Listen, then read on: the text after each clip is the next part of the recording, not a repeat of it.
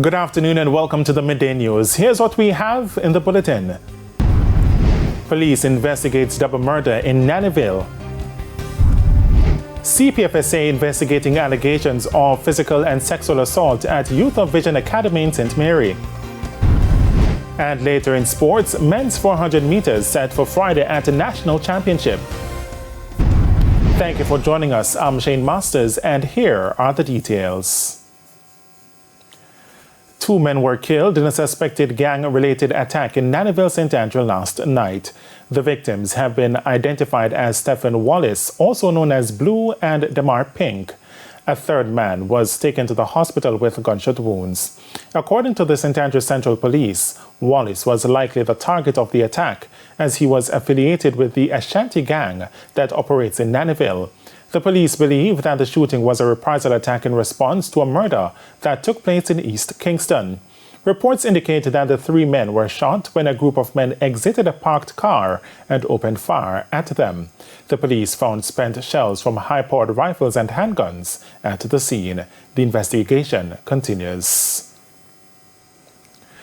There are fresh allegations of physical and sexual abuse being leveled at another institution which caters to American children with behavioral issues. U.S. Attorney Dawn J. Post says she's received complaints from at least 10 children who were sent to the organization in recent years. Sandy Williams reports. At the heart of the concerns is allegations of sexual misconduct at the St. Mary-based Christian organization. The victim, it's understood, is a 17-year-old girl. This comes just months after the shuttering of the Atlantis Leadership Academy in Treasure Beach, St. Elizabeth, over similar claims. I have interviewed, and I have clients, over 10 of them, between the ages of 13 and 22, who all have provided testimonies and specific allegations of abuse, physical, sexual, that was perpetrated against them while they were at Y.O.V.A. And this is in recent years. And as a result, Homeland Security has initiated an investigation. In addition, there are allegations of sex and labor trafficking. Ms. Post says based on her investigations, at least 3 members of Y.O.V.A have a checkered past. This includes the founder of the academy. I began looking into Y.O.V.A Academy, and I've been able to find out that the leadership, specifically 3 of them, all worked at Miracle Meadows. And that school was closed in 2014 due to the sadistic torture of the children in its care. Ms. Post noted that a settlement in that case was for over $100 million. So through depositions and through the investigation in those civil lawsuits, which were settled for over $100 million US, these specific individuals were allegedly identified as perpetrators of specific acts of physical and sexual abuse. Some of those acts are too graphic for me to say on television. However, all 3 were specifically identified. In addition, the 501c3 officers were also linked back to this facility, and allegations were also made against several of them. Sandy Williams, TVJ News. Meanwhile, the Child Protection and Family Services Agency, CPFSA, says it is conducting an investigation into the allegations of sexual and physical abuse at Y.O.V.A. The state agency says it launched its investigation on March 27. However, it says to date it does not have any evidence to substantiate the allegations of abuse.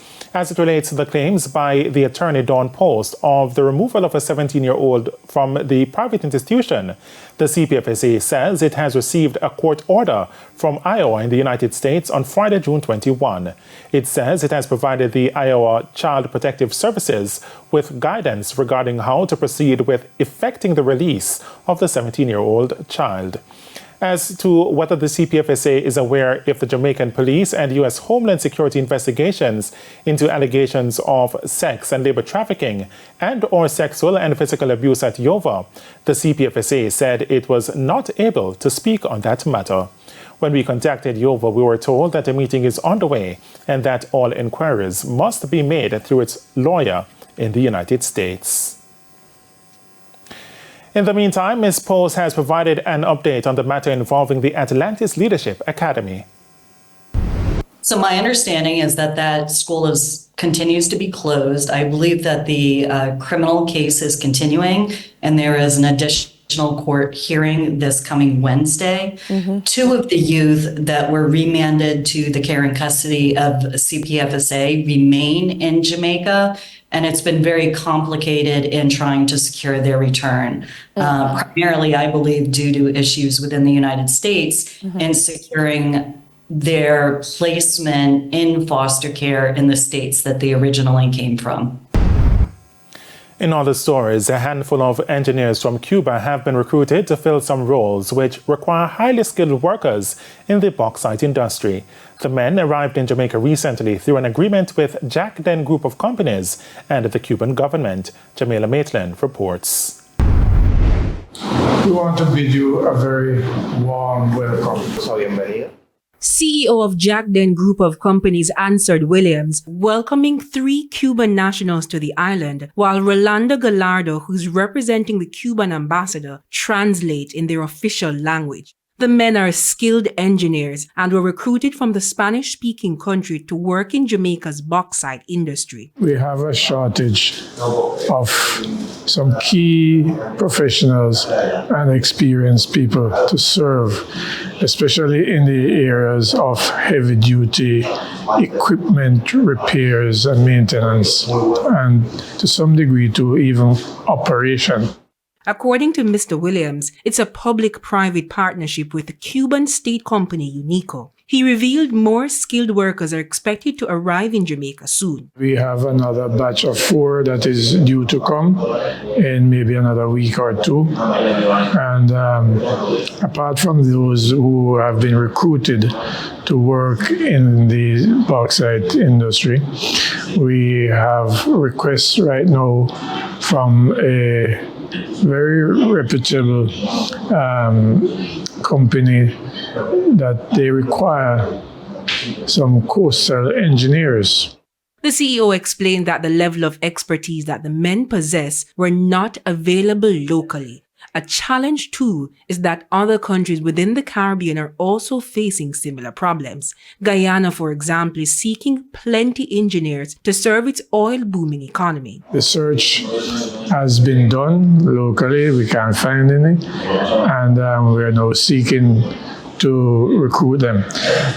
Even in Cuba, while we have a problem because we have to compete with other countries, especially in the east, where conditions of work are much better, remunerations are much higher than we can afford here.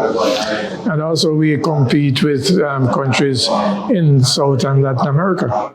Jack Den Group of Companies specializes in janitorial and sanitation services and supplies. However, the company has since expanded its offering to include consultancy in construction, pharmaceuticals, and medical services. Jamila Maitland, TVJ News.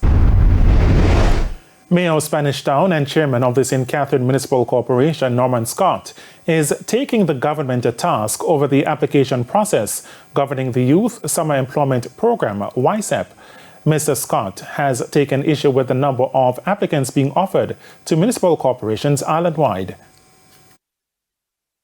The government says they are employing 10,000 students. When we do a calculation, the municipal corporations will get 5,910. Therefore, 4,090 are left to be distributed. What format will they be distributed through? Is also arguing that applicants endorsed by members of parliament should be excluded from the program being initiated by the local government ministry. That ought not to happen because the programs that the Prime Minister has recommended and are being administered through the members of parliament, no councillors are involved. The National Water Commission is ramping up measures to reduce the billions of dollars lost due to theft and leakages. In St. Mary on Monday, several illegal connections were removed from the Commission's system, as well as disconnections for non-payment. NWC Customer Relations Manager for St. Mary and Portland, Janice Moncrief, told TVJ News that action had to be taken because customers failed to comply to several notices. Now, many of the customers who owned thousands of dollars to the company had the opportunity to pay their bills on location. And it's the Midday News. Stay with us. More stories when we return.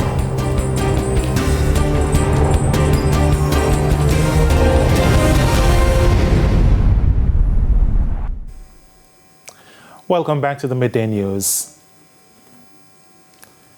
The National Water Commission is ramping up measures to reduce the billions of dollars lost due to theft and leakages. In St. Mary on Monday, several illegal connections were removed from the Commission system, as well as disconnections for non-payment. Now, NWC Customer Relations Manager for St. Mary and Portland, Janice Moncrief, told TVJ News that action had to be taken because customers failed to comply to several notices.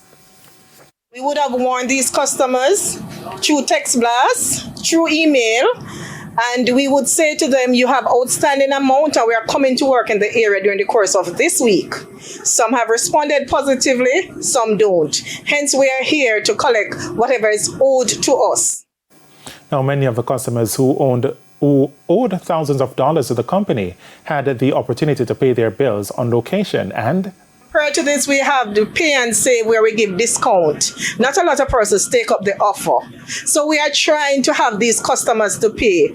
And when they're not willing to pay, we have to do what we have to do just to ensure that we collect the outstanding amount. Nevertheless, want to warn the other customers in St. Mary that we are coming to your area to do the same thing once you don't come in and pay.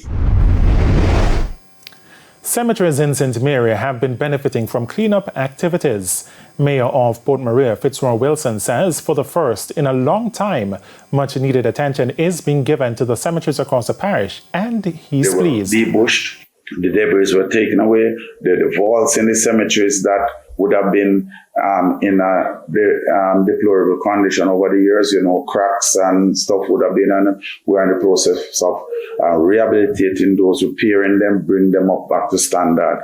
We've done comprehensive. He says although the municipality received less than what it requested, he is still grateful.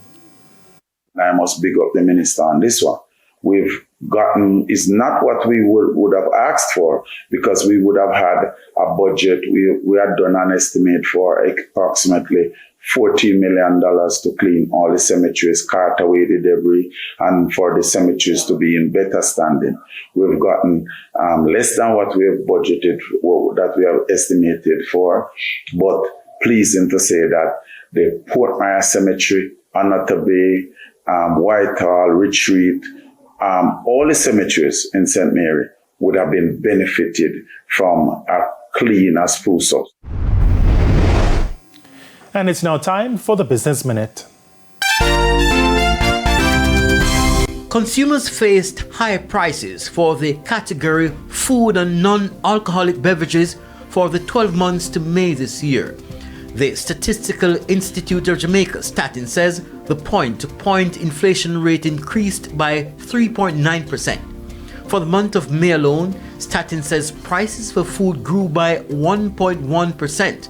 The increase in the food category was mainly due to demand for produce and an advance in the price of bread. There was, however, a 2% decline in the class fruit and nuts, influenced by lower prices for watermelons and pineapples. However, the non-alcoholic beverages group saw an increase across all classes. Further afield, families of people who died in Boeing's 2018 and 19 crashes are taking new legal action. In a motion Monday, they want a federal judge to appoint an independent monitor for Boeing. It's a renewed request in light of recent safety concerns. Meanwhile, pressure is growing for the DOJ to file criminal charges against Boeing. Federal prosecutors are recommending that step for alleged 737 MAX safety issues. The Justice Department is still deciding on charges, according to a source familiar with that matter. And that's it for the Business Minute. I am Kirk Wright. Time now for the top regional and international stories. In the region, health authorities in Barbados are reporting a continuous increase in cases of gastrointestinal illnesses, noting that they have identified rotavirus as a new virus cause among lab samples. They said the rise in cases in both adults and children has been seen since last April until present. The Ministry of Health reported that for the diarrheal samples tested, 3 samples from late May and early June showed the presence of rotavirus, in addition to the bacterial foodborne pathogens that have been previously identified. On the international scene, after a years-long legal saga, WikiLeaks says that founder Julian Assange has left the UK after reaching a deal with US authorities that will see him plead guilty to criminal charges and go free. Mr. Assange was charged with conspiracy to obtain and disclose national defense information. For years, the US has argued that the WikiLeaks files, which disclose information about the Iraq and Afghanistan wars, endangered lives. For the last 5 years, he has fought extradition to the US from a British prison. Mr. Assange also faced separate charges of rape and sexual assault in Sweden, which he denied. And Israel's Supreme Court on Tuesday ruled unanimously that the military must begin drafting ultra-Orthodox men for compulsory service, a landmark decision that could lead to the collapse of Prime Minister Benjamin Netanyahu's governing coalition as Israel continues to wage war in Gaza. The historic ruling effectively puts an end to a decades-old system that granted ultra-Orthodox men broad exemptions from military service while maintaining mandatory enlistment for the country's secular Jewish majority. And those were the top regional and international stories. I'm Amoy Harriet. Thanks, Amoy. We head to a quick break. When we come back, Jermaine Brown will have your midday sports report.